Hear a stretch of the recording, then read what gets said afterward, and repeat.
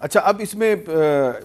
بہت سے سوالات جو ہیں وہ پیدا ہو گئے ہیں، کیونکہ اب خیبر پختونخوا کے جو گورنر صاحب ہیں انہوں نے اپنے خط میں امن و امان کی صورتحال کا ذکر کر دیا، کیونکہ پشاور میں ایک بہت بڑا حملہ ہوا ہے۔ ویسے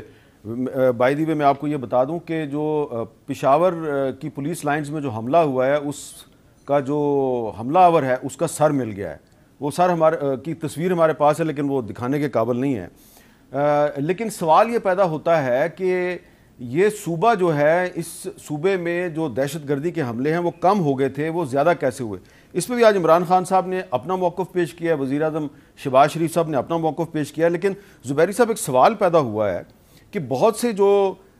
کنوکٹڈ سزا یافتہ جو دہشت گرد تھے ان کو رہا کر دیا گیا، ان کو جیلوں سے بھی چھوڑا گیا، اور کچھ ایسے بھی تھے جن کو صدارتی پارڈن ملا، صدارتی معافی ملی۔ تو یہ آئین میں ہمارے گنجائش ہے کہ اگر کنوکٹڈ یا نان کنوکٹڈ جو شخص ہے اس کو آپ چھوڑ دیں، کوئی پوچھنے والا نہیں؟ دیکھیے آرٹیکل 45 ہے سپریم کورٹ آئین کا جو ڈیل کرتا ہے پریزیڈنشل پارڈن سے، تو پریزیڈنٹ کے پاس یہ اختیار ہے کہ وہ کسی کی معافی معاف کر دے، لیکن نیچرلی اگر وہ کنوکٹڈ اور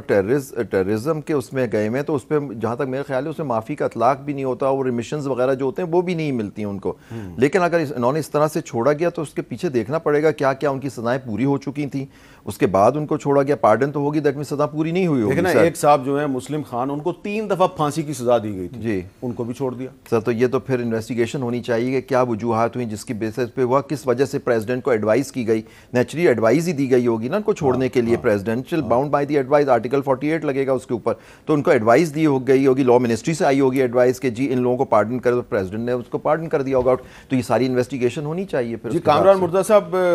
میرے پاس کافی نام ہیں جن لوگوں کو چھوڑا گیا، لیکن میں صرف 2 نام بتا رہا ہوں، مسلم خان اور محمود خان، دونوں کا تعلق سوات سے تھا، دونوں کے خلاف عدالتوں میں مقدمہ چلا، گواہ پیش ہوئے اور ان کو پھانسی کی سزا دی گئی، اور دونوں پہ 35 لوگوں کے قتل کا الزام ہے۔ صدر صاحب نے ان کو رہا کر دیا، تو یہ کس طرح، یعنی کہ کیا اس کی اب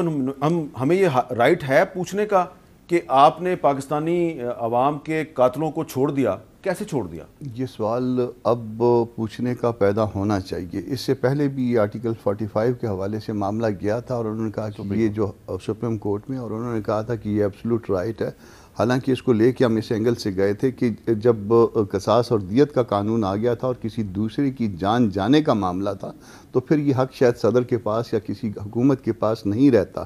مگر اس وقت یہ انٹرٹین نہیں ہوا تھا معاملہ۔ اب اس کو دوبارہ جو ہے نا دیکھا جانا چاہیے، اور یہ جو کچھ ہوا یہ غلط ہوا۔ اگر کسی کو الٹیمیٹلی کورٹ سے سزا ہو گئی ہے اور وہ کسی وجہ سے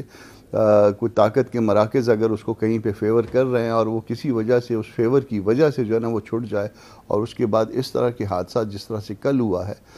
پرسوں ہوا ہے، یہ اگر دوبارہ رونما ہونا شروع ہو جائیں تو یہ میرا خیال ہے بہت دکھ کی بات ہے۔ اتنے لوگ تو کسی جنگ میں نہیں مرتے جتنے ایک مسجد میں مر گئے۔ اچھا علی زبر صاحب، اس پہ آپ کیا کہیں گے کہ کیا یہ رائٹ ہے پاکستانی عوام کو، کیا پارلیمنٹ کو یہ رائٹ ہے کہ وہ صدر سے پوچھے کہ جن لوگوں کو آپ نے معافی دی، آپ نے کس بنیاد پہ ان کو معافی دی؟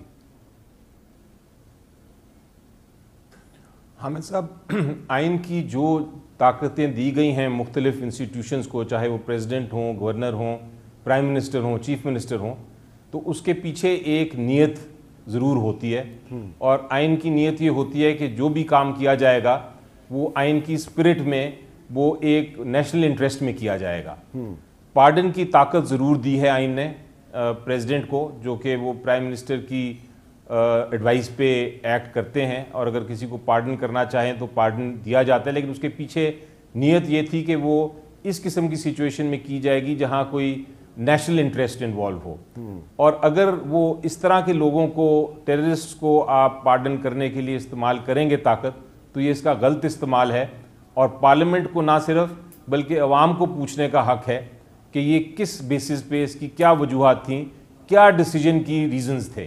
تو جہاں تک ریزنز کا تعلق ہے، میری نظر میں آپ جب پارڈن دیتے ہیں تو آپ کو یہ وجوہات ضرور بتانی پڑیں گی تاکہ عوام اس کو جج کر سکے اس ایکشن کو۔ آپ کے پاس طاقت ضرور ہے، لیکن طاقت کا استعمال آپ کو بتانا پڑے گا عوام کو، کیونکہ آپ عوام کے نمائندے ہیں،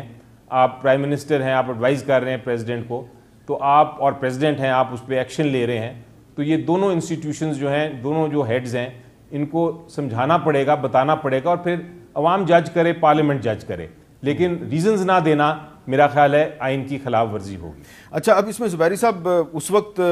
جب یہ پچھلے سال کے ابتدا میں یہ ہوا تو وزیر اعظم عمران خان صاحب تھے، پریزیڈنٹ عارف علوی صاحب تھے، وہ ابھی بھی پریزیڈنٹ ہیں، اور اس وقت پہلے D G I S I اور پھر بعد میں کور کمانڈر پشاور جنرل فیض حمید صاحب وہ ٹی ٹی پی کے ساتھ مذاکرات کر رہے تھے. تو آج عمران خان صاحب نے کہا کہ ہم تو بہت سے جو ان کے ملیٹنٹس تھے ان کو واپس پاکستان لانا چاہ رہے تھے لیکن ہماری حکومت ختم ہو گئی.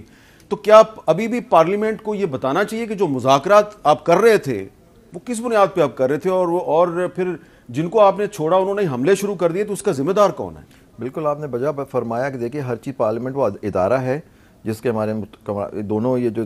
سابق صدور ہیں یہ ممبر بھی ہیں پارلیمنٹ کے. بالکل یہ